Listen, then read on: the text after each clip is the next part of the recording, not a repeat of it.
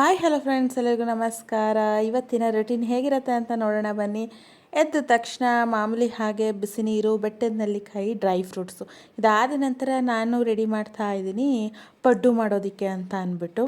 So ಕಸ ಗುಡಿಸಿ ಮನೆಯೆಲ್ಲ ಒರೆಸಿ, ಇವತ್ತು ಗುರುವಾರ ಆಗಿರೋದ್ರಿಂದ ರಾಯರ ವರ್ಧಂತಿ ಬೇರೆ ಇದೆ. ಸೊ ಸ್ಪೆಷಲ್ ಪೂಜೆ. ಪಡ್ಡುಗೆಲ್ಲ ರೆಡಿ ಮಾಡ್ಕೊತಾ ಇದ್ದೀನಿ. ಸಬ್ಸಿಗೆ ಸೊಪ್ಪು, ಕ್ಯಾರೆಟು, ಹಾಗೆ ಕಡಲೆಬೇಳೆ, ಈರುಳ್ಳಿ, ಜೀರಿಗೆ ಎಲ್ಲ ಹಾಕಿ ಮಾಡೋ ಅಂಥದ್ದು.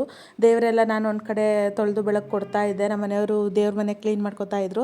ರಾಯರಿಗೆ ಅಂತಲೇ ಹೂವು ಬಿಟ್ಟಿತ್ತೇನೋ ಗೊತ್ತಿಲ್ಲ. ಅದ್ರ ಜೊತೆಗೆ ಅವ್ರಿಗೆ ಇಷ್ಟವಾಗಿರುವಂತಹ ತುಳಸಿ ಅವರು ಪೂಜೆ ಮಾಡ್ತಾಯಿದ್ರು.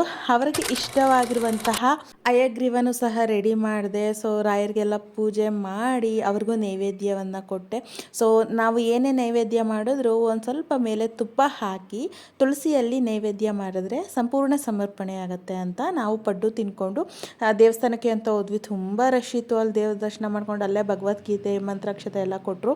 ಅಲ್ಲಿಂದ ಮುಗಿಸ್ಕೊಂಡು ಬರಬೇಕಿದ್ರೆ ಕಬ್ಬಿನ ಜ್ಯೂಸ್ ಕುಡೋಣ ಅಂತ ಅಂದ್ಕೊಂಡು ಕುಡ್ಕೊಂಡು ಗಾಡಿ ನಿಲ್ಲಿಸಿದ್ರೆ ಗಾಡಿ ಯಾರೋ ಆಕ್ಸಿಡೆಂಟ್ ಮಾಡ್ಕೊಂಡು ಹೊಂಟೋಗ್ಬಿಟ್ಟಿದ್ದಾರೆ. ಅಂದರೆ ಟಚ್ ಮಾಡಿಕೊಂಡು ಅದು ನೋಡಿದ್ರೆ ಕ್ಲಚ್ಚೇ ಮುರಿದೋಗ್ಬಿಟ್ಟಿದೆ.